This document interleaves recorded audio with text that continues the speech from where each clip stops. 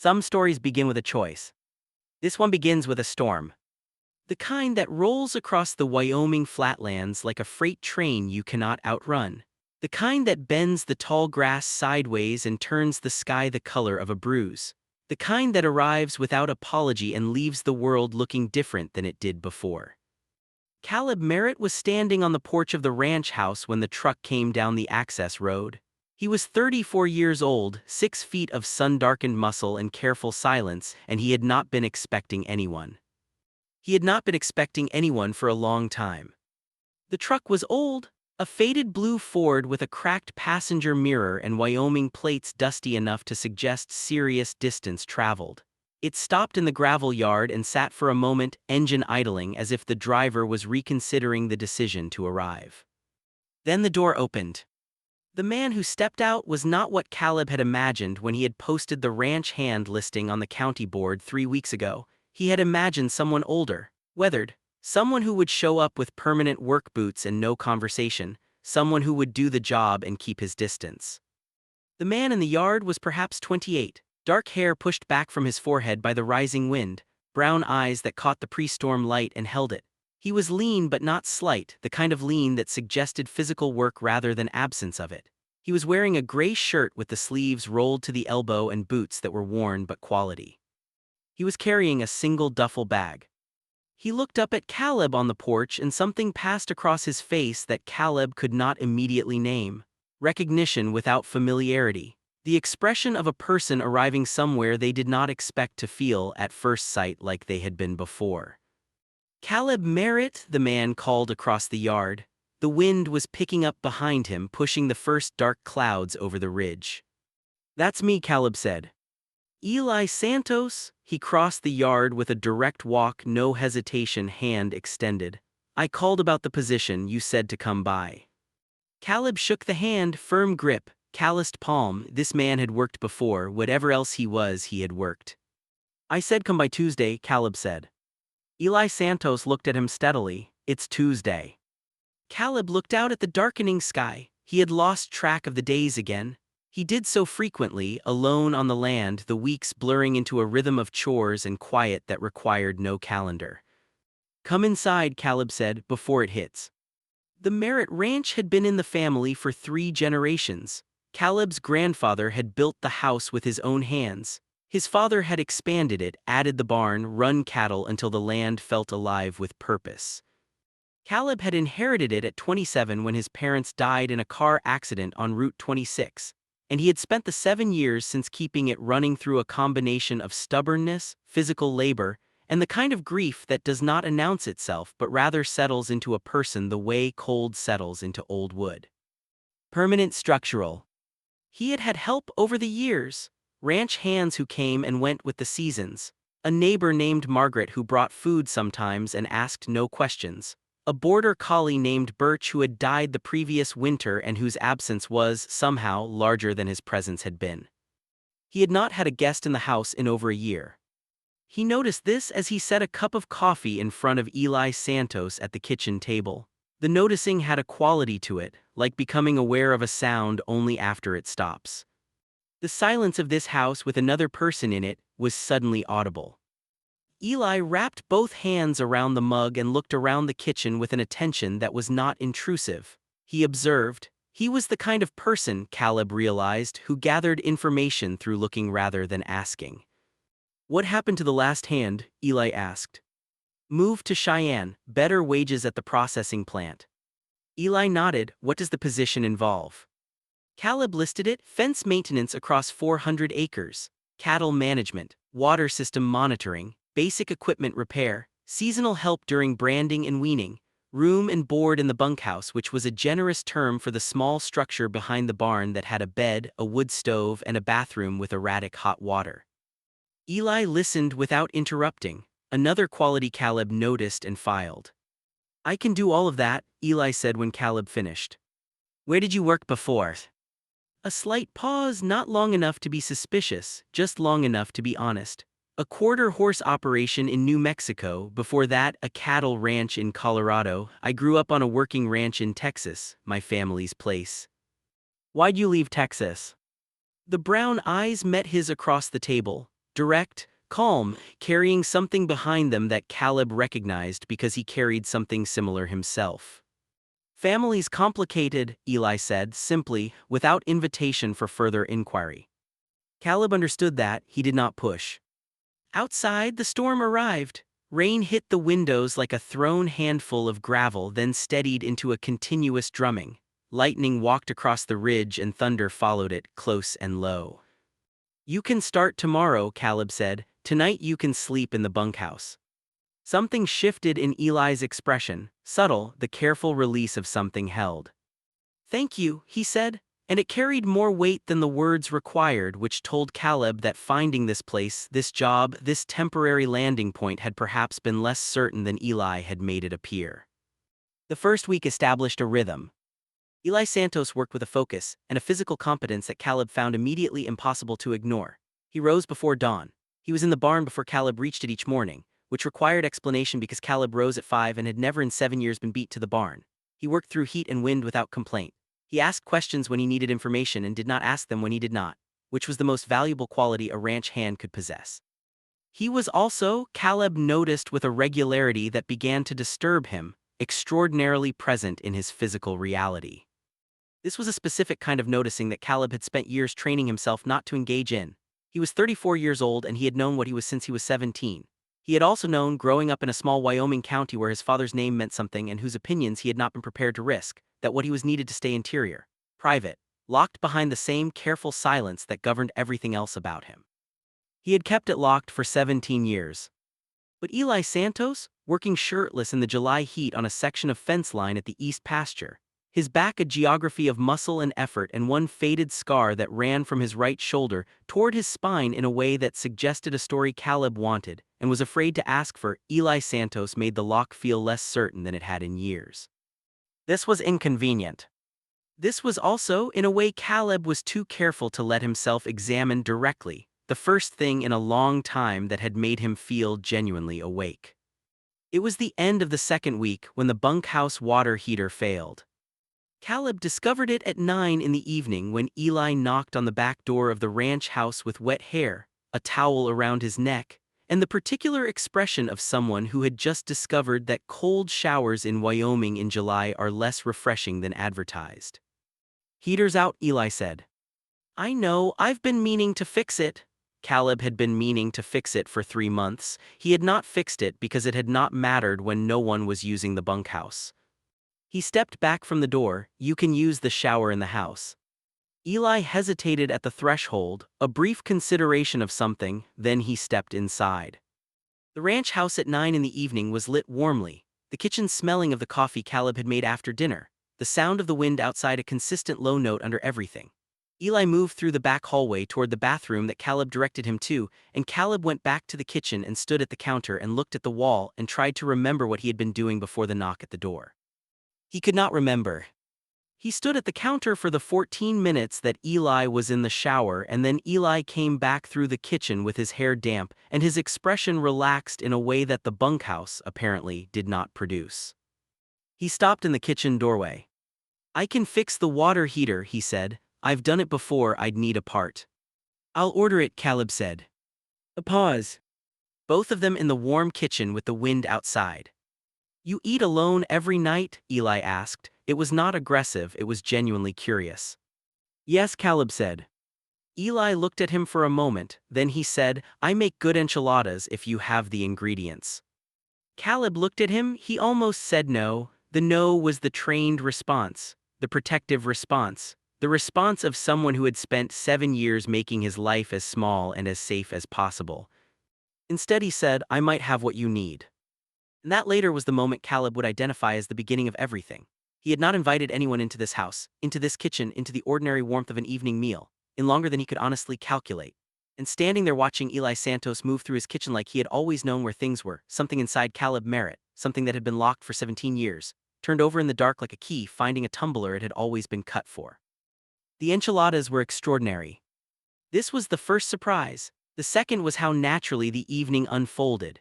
Eli moved through the kitchen with a comfort that suggested someone for whom cooking was not performance but habit, not effort but pleasure. He found things without being shown where they were, which should have felt presumptuous and instead felt like watching someone remember rather than discover. They ate at the kitchen table with 2 plates and 2 glasses of water and the radio playing low in the background, a country station out of Casper that Caleb left on most evenings for the company of it without ever admitting that to anyone. The conversation was easy in a way that Caleb had not anticipated and could not immediately account for. Eli talked about New Mexico, about the quarter-horse operation and a trainer there named Rosa who had taught him more about patience than any person before or since. He talked about horses with the specific tenderness of someone who understood them not as animals to be managed but as personalities to be respected. Caleb found himself talking too. This was unusual. He talked about his grandfather, about learning to run fence line at age 9, the old man moving slowly ahead of him with a methodical attention to every post, every wire, every connection point. He talked about the land in a way he had never talked about it to anyone because there had been no one to talk to. About how on certain mornings in early spring when the light came in flat and gold across the east pasture, the whole world looked like it was made of something more permanent than anything human beings had produced. Eli listened the way he did everything else, with full attention, without filling silences that did not need filling. "You love this place," Eli said, not a question. "It's the only place," Caleb said, which was the most honest sentence he had spoken aloud in recent memory. Eli looked at him across the table, something in those brown eyes that Caleb felt rather than saw. "That can be a gift," Eli said carefully, "or it can be a cage depending." "Depending on what?" Caleb asked. Eli was quiet for a moment, then he said, "Whether you choose it or whether you just never leave." The question settled between them on the table. Caleb did not answer it, but he heard it. He heard it in the particular way you hear something that you have been asking yourself in a different voice for a very long time. 3 weeks into Eli's tenure on the ranch, Margaret from the next property overthrew her annual 4th of July gathering. It was a large, loud, fundamentally Wyoming event involving a fire pit the size of a truck, a remarkable quantity of potato salad, and fireworks that several county ordinances would have suggested were not entirely legal. Caleb went because Margaret would appear at his door in person if he did not, which was a social negotiation he had learned to avoid. He brought Eli because not bringing the only other person on the property would have required an explanation he did not have. The gathering was the first time Caleb watched Eli move through a social environment. He was good at it, better than good. He had the quality of making people feel that they were the most interesting person in the room, which in the context of a Wyoming ranch community was a skill of underappreciated sophistication. He talked to Margaret's teenage grandson about rodeo. He talked to the elderly Kowalski brothers about their haying operation with a technical specificity that clearly impressed them. He helped carry things without being asked. Caleb stood near the fire and watched this and felt something that took him a long time to identify because it was not a feeling he had experienced recently. He was proud of someone who was not his. Pride in a man he had known for 3 weeks, watching that man move through the world with an ease and a warmth that Caleb had never possessed and had always quietly envied in others. Margaret appeared at his elbow with the specific stealth of women who have lived long enough to see everything. "He's good," she said simply, meaning many things. "He's a good worker," Caleb said. Margaret looked at him with 68 years of Wyoming common sense. "That's not what I said." She moved away before he could respond. Later, when the fireworks were going off over the ridge, showering red and gold into the black sky, Caleb found himself standing beside Eli in the dark, close enough that the warmth of him was distinct from the warmth of the fire behind them. Eli had his head tilted back, watching the light. "My mom used to say fireworks are prayers," Eli said, "something sent up. Whether or not anyone hears it is not really the point." Caleb looked at his profile against the lit sky. "Your family," he said carefully, "in Texas." Eli was quiet for a moment, then, "My father is a traditional man, religious. He had expectations about who I would be." A pause. "I am not who he expected." The fireworks cracked and bloomed. "I know something about that," Caleb said. Eli turned his head and looked at him. They were close in the dark. The light from the sky played across Eli's face in pulses of color, and Caleb felt the specific vertigo of a person standing at the edge of something they have been avoiding for a very long time. "I think you do," Eli said softly. Neither of them moved, neither of them looked away. Then Margaret called from somewhere behind them about dessert, and the moment rearranged itself and they stepped apart and walked back toward the fire, and neither of them said anything more about it that night. But something had shifted irrevocably. August on the ranch was a physical language. The work was harder in the heat. The cattle needed more water management. The fence line on the north pasture had been compromised by the July storms, and there were 2 full days of repair work that Caleb and Eli did together, moving down the line with post-hole diggers and wire stretchers in the white heat, talking occasionally and not talking often. The silence between them now a different quality of silence than it had been in week 1. Comfortable, known, inhabited by both of them without self-consciousness. On the second evening of fence work, they sat at the tailgate of Caleb's truck with water bottles and the last light dying over the mountains. Eli had taken his hat off and was turning it in his hands, looking west, and Caleb was watching him in the peripheral way he had developed to manage the persistent fact of his own attention. "Can I ask you something?" Eli said, not a question, a request. "Go ahead. How long have you been alone out here?" Caleb considered the question honestly. "Since my parents died 7 years. By choice." The most important question anyone had asked him in 7 years, maybe longer. "By habit," Caleb said finally, "which is different." Eli looked at him then, directly, the brown eyes carrying the specific courage of a person who has decided to say the true thing regardless of outcome. "I left Texas," Eli said, "because I was tired of being something I wasn't for people who claimed to love me. I spent 4 years being exactly who everyone needed me to be, and then one morning I woke up and I didn't know who was actually there. Inside." He touched his chest, briefly. "I didn't know if there was anyone left." Caleb held this. "Is there?" he asked. Eli looked at him for a long moment. "I'm starting to think so," he said. "Being here, it's the first place in years where I've felt like myself." "What does yourself feel like?" Caleb asked. His voice was quieter than he intended. Eli turned to face him more fully. The last light was behind him, amber and specific, and Caleb thought with a clarity that surprised him that he had never in his adult life looked at another person and felt this quality of recognition.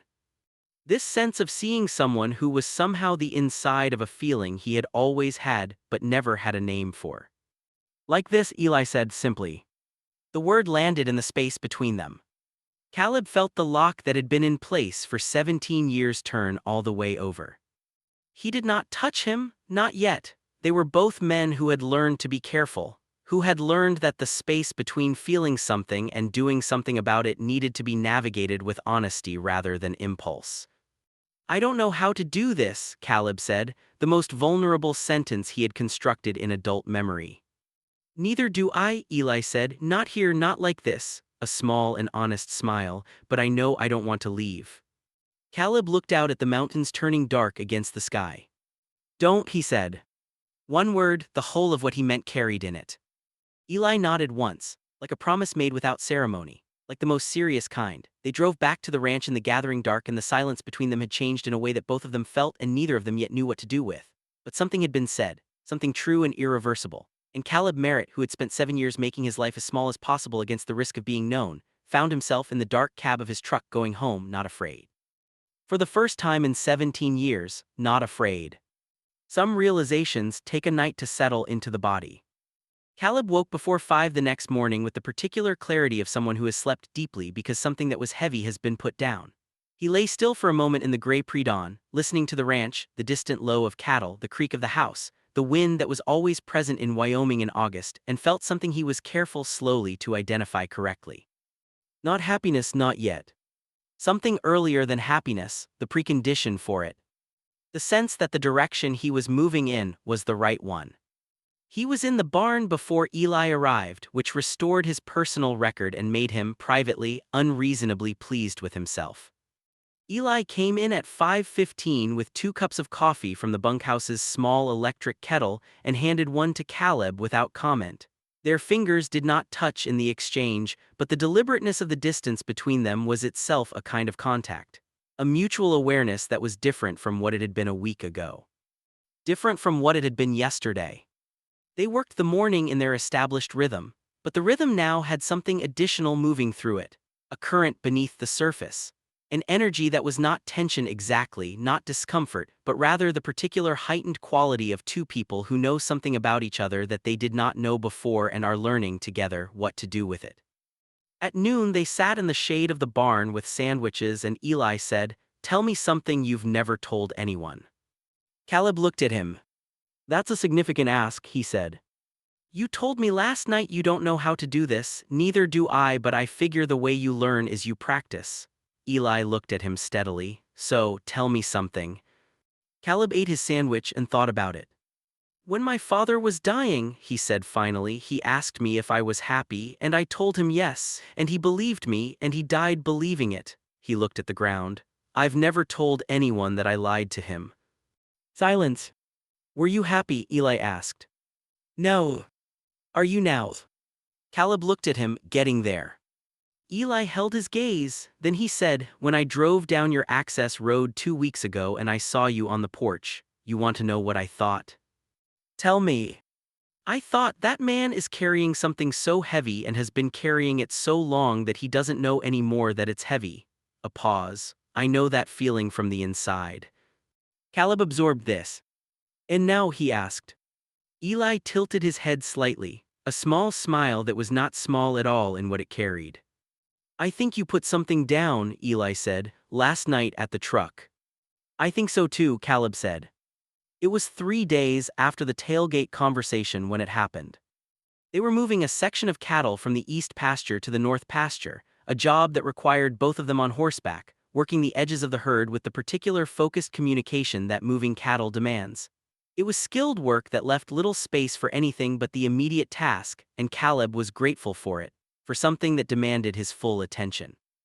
He was riding Duchess, a 16-year-old quarter-horse mare with the patience of geography, and Eli was on Scout, a younger gelding who respected him in the way horses respect a person they have decided is trustworthy. They got the herd through the gate and settled, and Caleb dismounted at the fence to close it, and when he turned around Eli was there, closer than work required, still on Scout, looking down at him. "Caleb," he said. His name in Eli's voice. It was the first time Caleb realized that Eli had used his name like that, not as identification, as address. "Yeah," Caleb said. "I need to say this out loud." Eli looked at him with the brown eyes that Caleb had spent weeks trying not to look at too directly. "I came here for work, I didn't come here for anything else, I wasn't looking for anything else." "I know," Caleb said. "But I found something else." He said it simply, without performance, without drama, the way true things get said between people who are both being careful and both being brave. "And I think you did too, and I don't want to be someone who has the right thing right in front of him and doesn't say so because he's afraid." Caleb looked up at him. "What are you saying?" he asked, because he wanted to hear it, clearly, without inference. Eli swung down from the saddle. He stood in front of Caleb, and the space between them was the smallest it had ever been, and the afternoon light was doing what Wyoming afternoon light does in August, laying everything in gold and shadow, making the ordinary world look exactly as significant as it is. "I'm saying that I'd like to stay," Eli said. "Not just for the work, I want to stay because of you, because you're the most honest person I've met in years, even though you've spent years hiding who you are. Because your land is extraordinary and you see it that way too, and most people don't see anything that way. Because you make coffee too strong and you lose track of what day it is, and you talk to the cattle when you think I can't hear you." Caleb felt something happen in his chest, the structural rearrangement of something that had been braced for too long. "You can hear me talking to the cattle," he said. "You're not as quiet as you think." Caleb almost smiled, almost. Then Eli. "Yeah.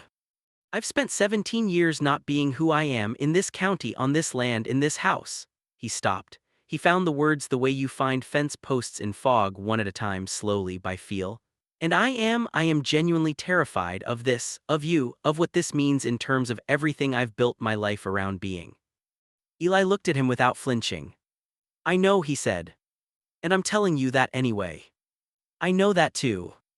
They looked at each other in the gold August light, with the cattle settling in the north pasture behind them and the horses patient and present beside them and the mountains doing what mountains do, which is exist with a permanence that makes human fear feel appropriately sized. Caleb lifted his hand. He placed it against Eli's jaw, carefully, with the attention he gave to things that mattered. Eli's eyes closed briefly, opened.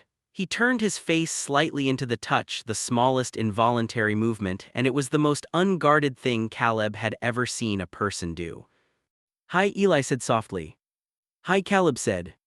And then Caleb Merritt, who had not kissed another human being in 11 years, who had spent 17 years being careful and small and hidden, leaned forward and pressed his lips to Eli Santos's mouth with the gentleness of someone who understands that the most important things require the most care. It was not a dramatic kiss. It was not the kind that movies make. It was brief and warm and tasted of coffee and August dust, and it was the most significant physical moment of Caleb Merritt's adult life. When he pulled back, Eli's eyes were still closed. Then they opened. And there, in those brown eyes in the Wyoming afternoon, Caleb saw something he had not seen directed at him before. Not ever, not like this. He saw himself, reflected, wanted, seen completely and found, not lacking, not wrong, not too much or too little of whatever the world had always seemed to want him to be. Simply seen. "Okay," Eli said, his voice slightly unsteady, in the best possible way. "Okay," Caleb agreed. What came after was not simple. The significant things rarely are. There were conversations that were difficult. The question of what this looked like in the context of the county, of Margaret who already knew everything anyway and responded with characteristic Wyoming pragmatism, of Caleb's interior landscape which had to be rebuilt from its long-maintained architecture of careful invisibility into something larger, more honest, more exposed to weather. Eli was patient with this in the way he was patient with everything. He did not rush. He did not demand. He gave Caleb the same quality of attention he gave the horses, consistent, unhurried, present, and Caleb found himself, slowly and then more quickly, coming toward it. They had arguments, genuine ones, the kind that only happen between people who care enough about each other to be honest, about risk tolerance and social exposure and what it meant to be a private person versus a hidden one. Eli, who had left Texas to stop hiding, had a different threshold for visibility than Caleb, who had spent his entire adult life on land where his family's name carried weight. These were real differences. They required real negotiation. They negotiated. Caleb told Margaret, properly, over coffee on her porch on a Tuesday morning. She looked at him for a long moment when he finished speaking, and then she said, "Caleb Raymond Merritt, I have known what you were since you were 19 years old, and I am not remotely surprised, and I am very glad you finally told someone." He drove home from that conversation feeling lighter than he had felt since he was 17. The Kowalski brothers were told at the next county board meeting through the mechanism of Caleb introducing Eli as his partner with the specific toneless directness of someone who has decided that the simplest path through fear is through it. There was a moment of surprise. There was some adjustment. The world did not end. The world very rarely ends, it turned out, when you tell it who you are. Here is what Caleb Merritt discovered. He did not discover it all at once. It arrived the way the good things arrive, slowly, accumulated, layered into his daily life until it was so much a part of the texture of things that he could not remember the texture without it. He discovered that the ranch was larger with two people in it, not physically, in every other way. The east pasture looked different when there was someone beside him to see it. The mornings had a different quality with 2 cups of coffee being made instead of one. The dinner table, which had been a place he ate standing at the counter half the time because sitting down alone felt formal in a way he could not account for, became the center of the evening, a place where things were said that mattered. He discovered that being known, being genuinely, completely known by another person, was not the catastrophe he had spent 17 years architecting his life to avoid. It was the opposite of catastrophe. It was the specific relief of a person who has been holding their breath underwater for a very long time finally breaking the surface. He discovered that Eli Santos was funny. Genuinely, quietly funny in a way that arrived unexpectedly and hit harder for it. He discovered that Eli had a habit of reorganizing things in the barn in a slightly different configuration from how Caleb had always done it, and that the new configuration was, infuriatingly, more efficient. He discovered that Eli cried at old movies and was completely unapologetic about it, and that watching someone be unapologetic about tenderness was its own education. He discovered that loving someone, really loving, the daily unremarkable specific kind, required the same qualities as running a ranch: attention, patience, willingness to do the hard work even when you were tired, acceptance that some days the weather was against you and some days everything aligned and both were equally real and equally part of the whole. He discovered at 34 years old in a county in Wyoming where he had spent his entire life that the life he had been living was the shell of a life and not the thing itself. And that it was not too late. It was emphatically, joyfully, shockingly not too late. By October, the aspens on the ridge had turned. The specific Wyoming gold that arrives each year like a kept promise, the whole hillside transformed overnight into something that stops the breath of even people who have seen it every year of their lives. Caleb and Eli were on the porch in the early evening. The temperature had dropped with the sun and they were both in heavy flannel, and Caleb had brought out 2 mugs of the coffee that Eli still maintained was too strong and drank every morning without complaint. The ridge was burning gold against the darkening sky.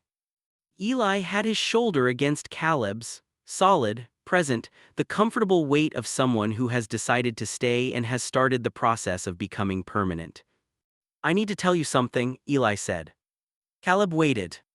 "My sister called from Texas."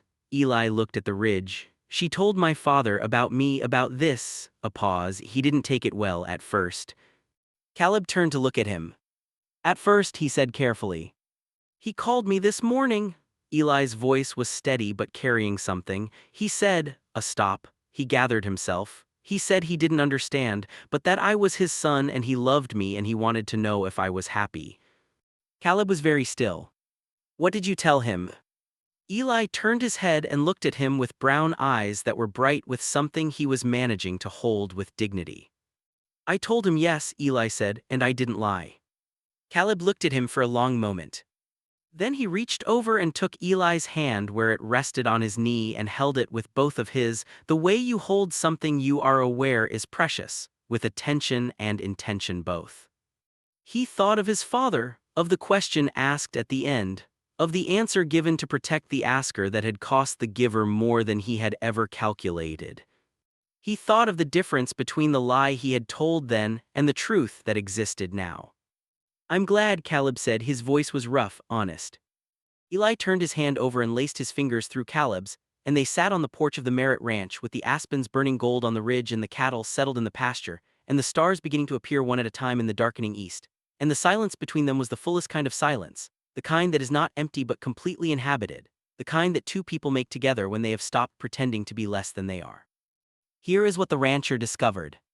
Not what he found in the barn or the pasture or the broken bunkhouse water heater that Eli did eventually fix, ordering the correct part and installing it on a Saturday morning with the competence of someone who said he could do things and then did them. What Caleb Merritt discovered was simpler and larger than any of those things. He discovered that he had been waiting. Not for a person specifically, not for Eli Santos in his faded blue truck with his single duffel bag and his direct brown eyes, but for the permission to stop hiding, for the evidence that the thing he had locked away for 17 years was not something dangerous but something necessary, for the lived proof that being known completely by another person was survivable, more than survivable. He had been waiting for the moment when the silence inside the house would become the inhabited kind. And it had arrived in a faded blue truck on a Tuesday ahead of the storm. That was what the rancher discovered. That it was possible. That it was not too late. That the land his grandfather had built and his father had expanded and he had maintained through 7 years of grief and isolation was not a cage he had chosen. It was a home. And homes, the real kind, require people in them. By the following April, 3 things had changed on the Merritt Ranch. First, the bunkhouse had been converted into a proper guest space, its erratic hot water permanently resolved, its small interior painted a color that Eli had selected and that Caleb had initially resisted and now found he could not imagine the space without. Second, a small kitchen garden had been established along the south side of the ranch house, its raised beds built over 2 weekends in February from reclaimed lumber, currently showing the first green suggestions of the herbs and vegetables that Eli had planted with the attentiveness of someone who understood that the things worth having require consistent, patient tending. Third, on the porch of the ranch house on an April evening with the last of the snowmelt running in bright streams through the pasture and the air carrying the specific quality of Wyoming spring, cold and bright and full of the suggestion of what is coming, there were two chairs instead of one. Both occupied. Caleb Merritt sat in his chair with his coffee, looking out at the land his grandfather built, the land that had been his longest relationship, the land he had chosen deliberately and fully and without ambivalence for the first time in his adult life. Eli Santos sat in the other chair with his coffee, watching the same light on the same pasture with the expression of a person who has arrived somewhere they intend to remain. Fence on the north pasture needs attention, Caleb said. I know I was going to get to it tomorrow. I'll go with you. Eli looked at him, the small smile that was never small. Yeah, he said. Yeah, Caleb said. The light moved across the pasture the way it always had, the way it had when his grandfather walked it, the way it had when his father ran cattle across it, the way it had during 7 years of solitude. It looked different now.